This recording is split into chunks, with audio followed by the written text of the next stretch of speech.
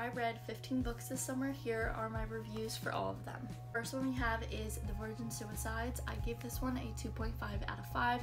I felt like the author got the idea, but it would have been written so much better if this was written by somebody who experienced girlhood. I will die on that hill. The next one we have is The Familiar by Leigh Bardugo. Sadly, this one is just a 3.5 out of 5.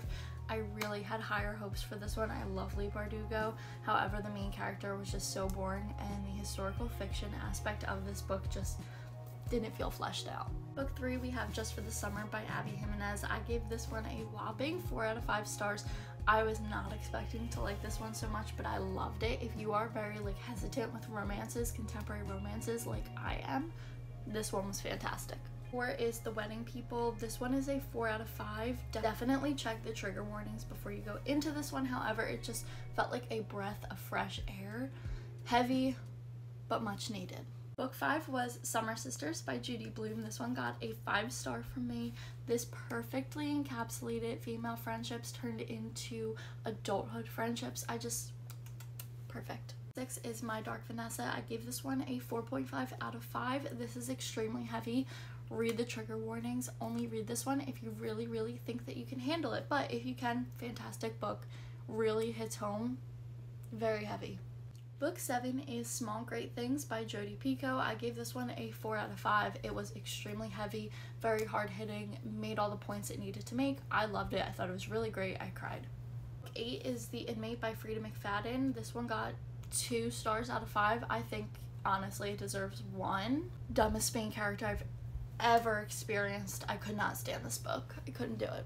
Book 9 is His and Hers by Alice Feeney. This one also got 2 out of 5 stars. This one just felt like the author put every single traumatic, triggering situation into the book as a shock factor, and not there for that.